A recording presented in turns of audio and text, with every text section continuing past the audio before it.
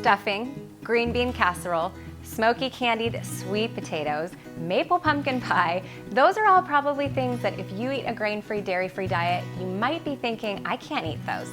I'm Danielle Walker from Against All Grain, and I am here to share a recipe from my brand new cookbook, Celebrations, to show you that you can still enjoy your Thanksgiving feast even on a paleo diet.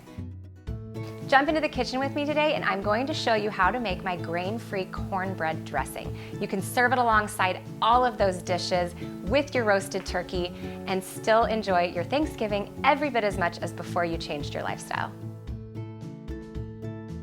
So we're getting started just with the quintessential Thanksgiving ingredients. Every time there's garlic, onions, and celery cooking up on the stove, it always reminds me of Thanksgiving. I have a little bit of olive oil in this pan set over about medium to medium-high heat. And I have one yellow onion, about a medium-sized. We have chopped celery and some cloves of garlic. This is the base to any good stuffing. And then I'm going to add one tart apple. Don't need to worry about peeling it, but just cut away the core. I love how a good crisp tart apple adds just a little bit of a crunch, a little bit of sweetness to the stuffing. I like to leave the pieces a little bit on the larger side just because they do cook down and get a little bit soft as the stuffing bakes. Just some mushrooms. It's more for a texture thing than flavor. I don't find that mushrooms add a whole lot on the flavor side, but they give it a good meaty texture. Smells like Thanksgiving already. And then I like to add some mild Italian sausage to my stuffing. I just love the heartiness that it brings.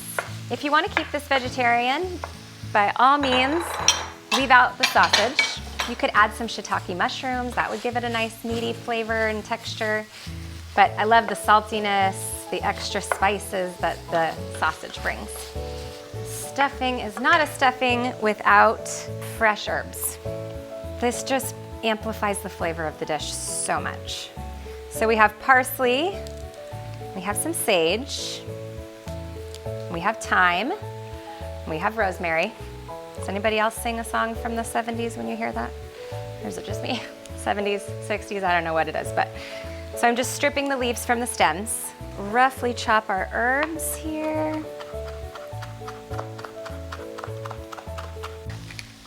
So I'm just going to add some freshly ground pepper, a little bit of Himalayan sea salt, my favorite.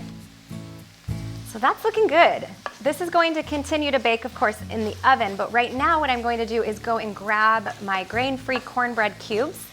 I tossed them in a little bit of ghee and then I had them in the oven for a little while just to kind of toast them up and dry them out a little bit.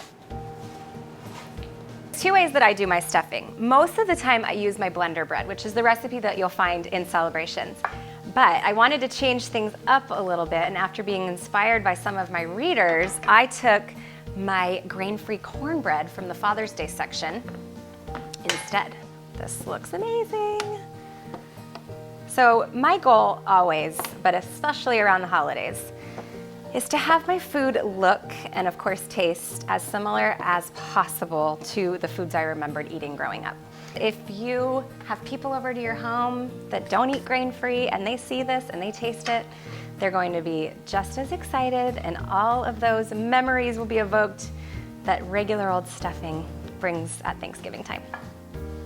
And then I'm just going to add fresh pressed apple cider, apple juice, unfiltered. It gives it a nice sweetness. I'm just going to grab a fork and beat these eggs ever so slightly.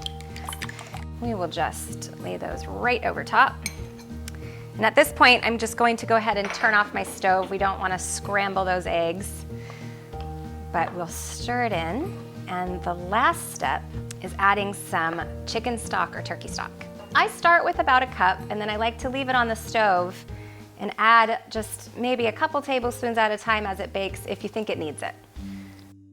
I have a baking dish that I have greased with just a little bit of ghee. You could also do olive oil. I have a little bit of extra ghee to pour over top to help this brown really nicely. I'm just going to turn this all into that prepared baking dish.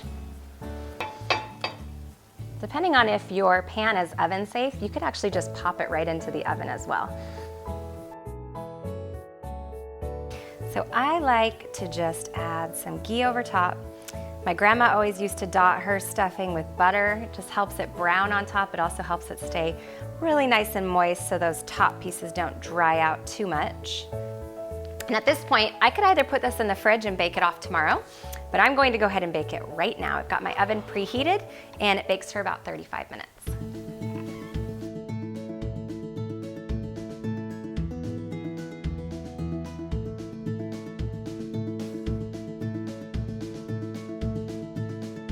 Stuffing.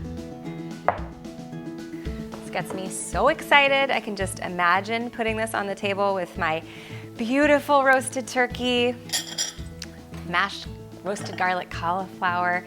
The green bean casserole is my ultimate favorite Thanksgiving food. Oh, but this just smells so good. I love the top pieces of stuffing. They get a little bit crunchy on top, browned. I think you guys are going to be so excited to have a real stuffing back in your lives this Thanksgiving season.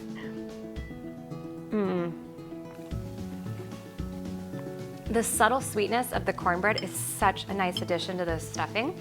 I can't believe I haven't done it this way before. I definitely will be fighting for which one I want to do, either the blender bread or the cornbread this Thanksgiving. If you like this video, please make sure to hit the thumbs up to let me know. Also hit that red subscribe button so you don't miss any future videos. Also make sure to head over to my Facebook page for my Thanksgiving hotline where you can ask me any questions about the recipes in the Thanksgiving chapter of Celebrations. I will give you guys more information on that below in the comments. I'll see you guys next time and happy Thanksgiving.